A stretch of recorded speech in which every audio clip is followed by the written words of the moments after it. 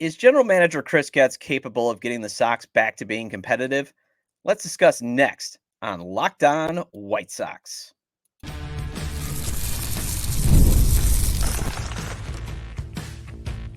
You are Locked On White Sox, your daily Chicago White Sox podcast. Part of the Locked On Podcast Network, your team every day.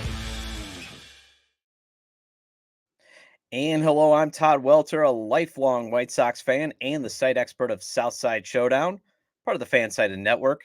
You can check out my written content at southsideshowdown.com. Also, I've covered Major League Baseball for outlets such as the Associated Press back in the day. And thanks for making Locked On White Sox your first listen every day. We are free and available wherever you get your podcasts and on YouTube, part of the Locked On Podcast Network, your team every day.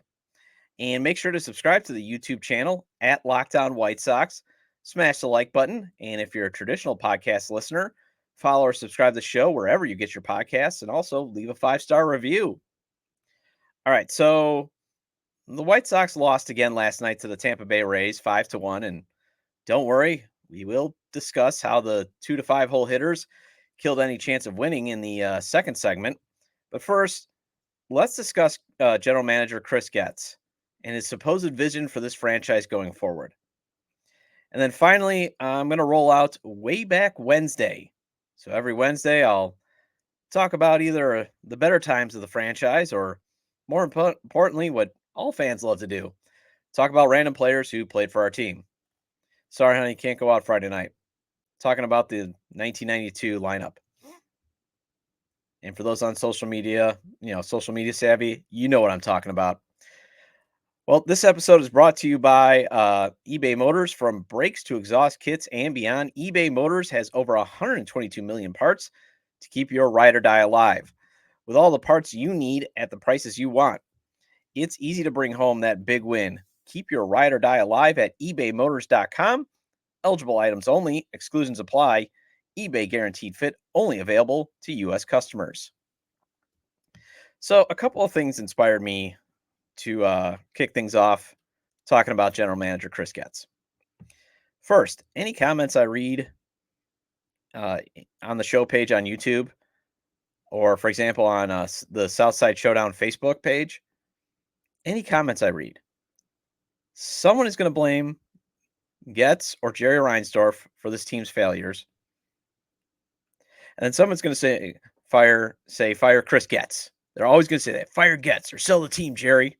Okay, first of all, if you're venting, fine. I am here if you want to vent. But just know that's all you're doing. Jerry's not selling the team. He wants to build a stadium with your tax dollars in the South Loop. Okay? Because if he was going to sell, he should sell.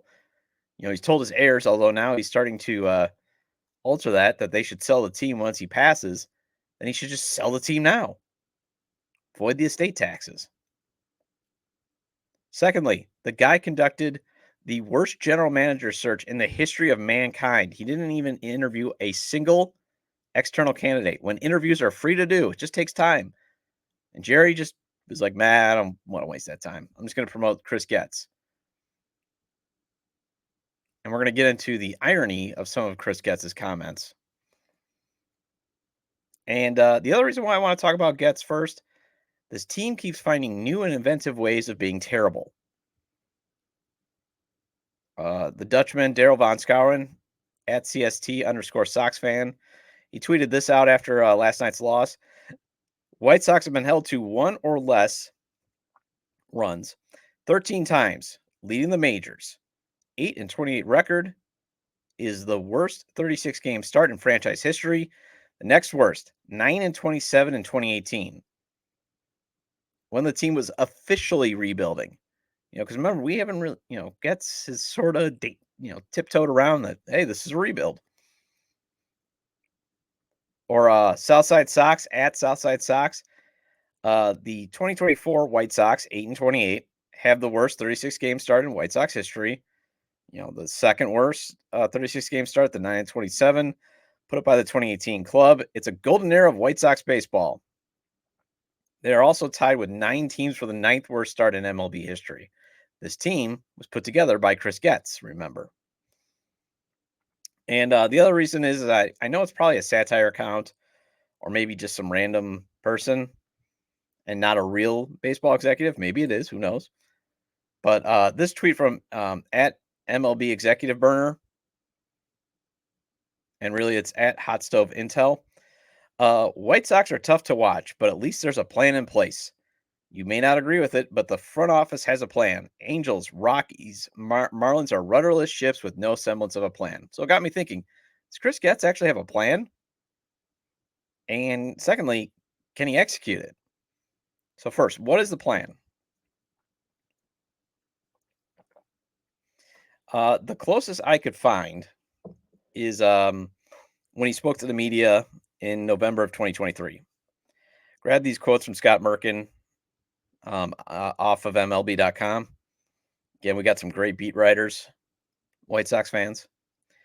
Quote, "We have a talented group. There is no question. I don't like our team, and we have to make some adjustments to improve in 2024. Oh, the irony. Getz didn't like the team. Well, first of all, neither did the Sox fans.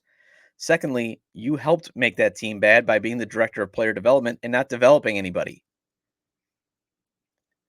Quote, when I say I don't like our team, we've got pieces that are talented and attractive, and they can be part of a winning club, but obviously we haven't gone out there and performed. It's not a well-rounded club right now. We have to find players to come in here and help us get in the right direction," end quote. Well, at least he clarified for us. So then, what did he say in terms of kind of what are the players that he wants? Quote, "We need pitchers who can attack the zone, get swing and miss. We need hitters who can work counts, get on base, hit for power, move the ball. We need players when they are on the base pass that know how to take advantage of situations, defenders that understand and position themselves well to make outs for pitchers." So there's a lot of developments that go into a successful ball club, end quote. All right, so far, the Sox are dead last in defensive runs saved. They're in the bottom 10 in errors and fielding percentage. Hitting, the team is at the bottom of the league in almost everything, including dead last in OBP, slugging, and walks. Pitching is near the bottom in ERA and walks allowed. And, oh yeah, he has this belief that playing veterans more in a lost season will somehow help him get a good return at the deadline. So does this look like a man with a plan? Now, to be fair, it is still early in his tenure. And whether you like that he got the job or not, we don't own the team. And he's going to be the guy in charge. Also, he needs an actual draft or two, I would say 2, under him before we can really assess him. Because again, at least he's not trying to take any shortcuts. Although maybe he wasn't even allowed to take any shortcuts. One, with financial restrictions placed on him by Jerry Reinsdorf. And 2, yeah, the Sox were such a hot mess that not many premier free agents were going to want to come here. But it's going to take him at least, I want to see at least 2 drafts with him. But you guys all also remember that's collaboration with Mike Shirley, director of amateur scouting. Because usually the draft is like the general manager is usually involved in the first couple of high picks, but then it's usually the director of amateur scouting doing all that. And he does have highly respected lieutenants in Josh Barfield and Jin Wong. Having Brian Bannister around to develop pitching is huge. And maybe Paul Yanish can do Chris Getz's job better, prior job, as he's in charge of player development. And again, the Barons, they're doing great at Double-A. So, and there is the potential, as I keep saying on every show, practically, they do have the potential to have a great young starting pitching going, down the road to set them up for success. But unfortunately, we're going to have to probably give Chris Getz at least 2 drafts and 2 more off seasons before we can really say, Yep, he's going to be most likely a failure. Did I say that out loud?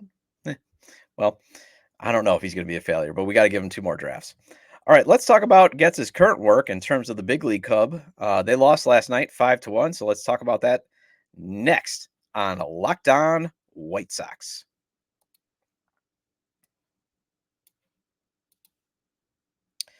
All right, I have to admit something. I still have not gotten my mother something for Mother's Day. Even worse, I'm probably not going to be able to make the trip down to Johnsburg, Illinois this weekend. I'm not worried though. Why? Well, it's never too late to show mom some love this Mother's Day with DoorDash. Because I can surprise my mom and you can surprise your mom with flowers, gadgets, and self care essentials all in one place delivered right to her door, especially if you live a couple hours away. Get thoughtful gifts she deserves with the convenience you need.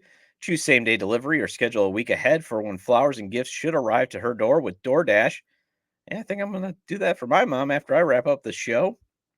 I know I said that yesterday, but got distracted with a few things. But order now and get everything you need for Mother's Day on DoorDash. Use code LOCKEDONMLB to get 50% off your next order up to $15 when you spend $15 or more on your next flour, convenience, grocery, or retail order now on DoorDash. That's Locked On MLB, all in caps. Order using DoorDash today. Terms apply. And passion, drive, and patience. The formula for winning championships is also what keeps your ride or die alive. eBay Motors has everything you need to maintain your vehicle and level it up to peak performance. Superchargers, roof racks, exhaust kits, LED headlights, and more. Whether you're into speed, power, or style, eBay Motors has you covered. With over 122 million parts for your number one ride or die, you'll always find exactly what you're looking for. And with eBay Guaranteed Fit, your part is guaranteed to fit your ride every time or your money back. Because with eBay Motors, you're burning rubber, not cash. With all the parts you need at the prices you want, it's easy to make your car the MVP, bring home huge wins. Keep your ride or die alive at ebaymotors.com. Eligible items only, exclusions apply, eBay Guaranteed Fit only, available to U.S. customers.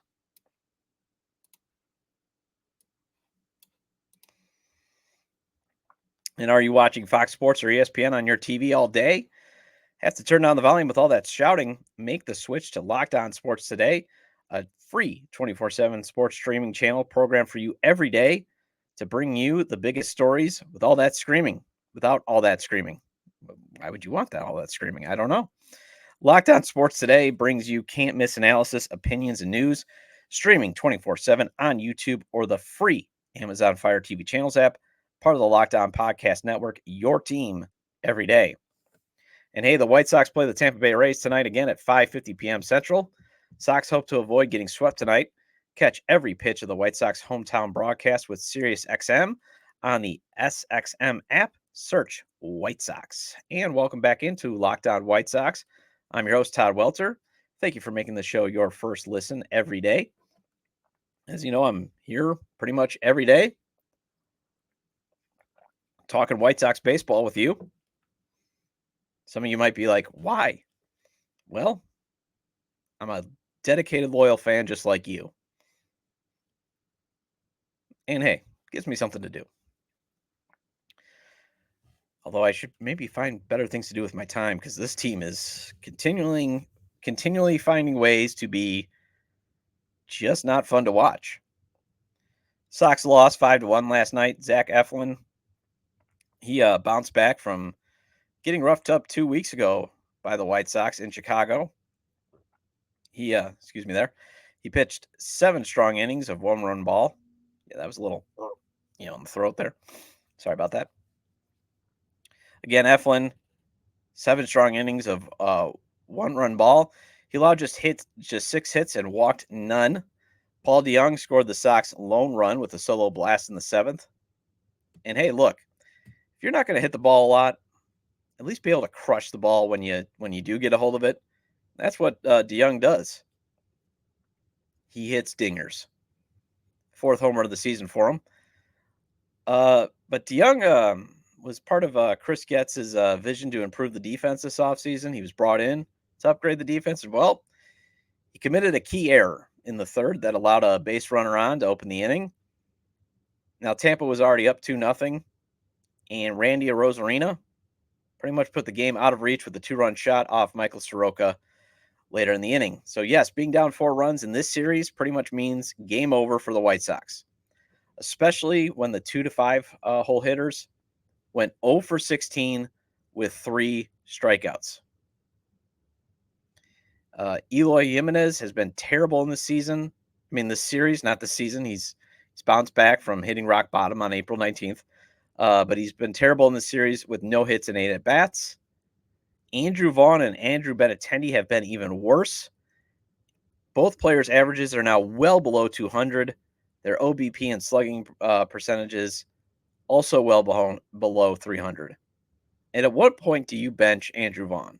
Because he is definitely now definitely in the territory of this is going to be a bad season. We're in early May.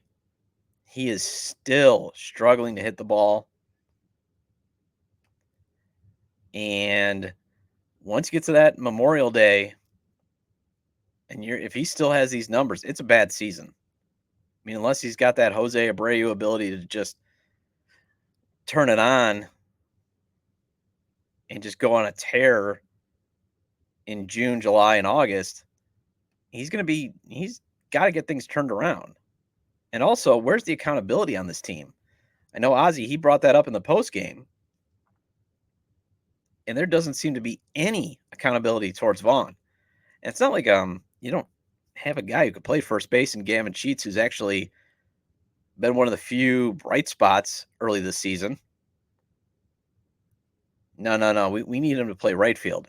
Way out of position. Although he's at least a much better right fielder than Andrew Vaughn. But at what point do you say, like, man, we got to bench you for a couple games, not just a day to clear your mind.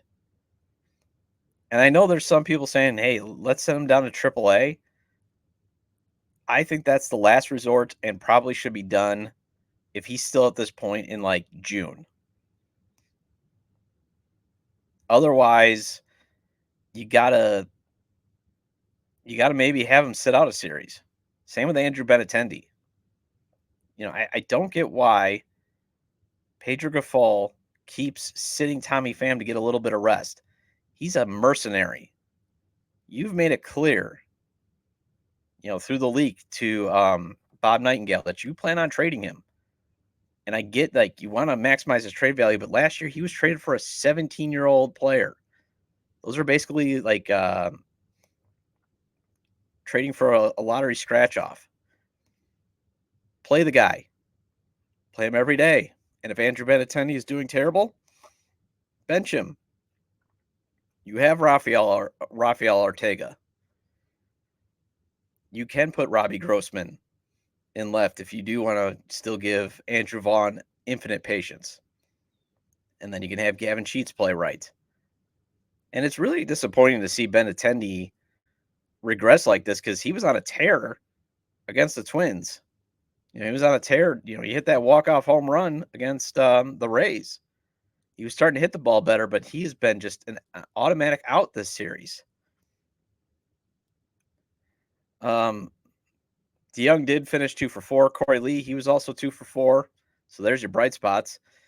Soroka, he went 5 innings, 4 runs, 3 earned, with 3 hits, 4 walks, and 4 Ks. Well, let's go into better days. Let's talk about a player who hit home runs and wore spectacles doing it. Next on Locked On White Sox.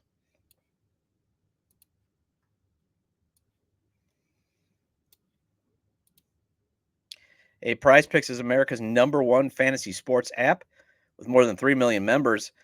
It's the easiest and most exciting way to get in on the action while you watch your favorite sports or players. You just pick more or less on 2 or more player stats and watch the winnings roll in. Simple and easy, and the chance for some nice winnings, something I can get behind. Don't miss your chance to add your favorite players from the diamond in your PrizePicks entries. Whether it's strikeouts, RBIs, or first inning runs, take your pick of more or less and add them to your PrizePicks entry today. And with the White Sox struggle to score runs, you might want to go with less. PrizePicks is really simple to play. You can make your picks and submit an entry in less than 60 seconds. And if you're good at more or less, this is the app for you because stick to your strengths when making entries. Download the app today and use code LOCKEDONMLB for a first deposit match up to $100. Again, download the app today and use code LOCKEDONMLB for a first deposit match up to $100. PrizePicks, pick more, pick less. It's that easy.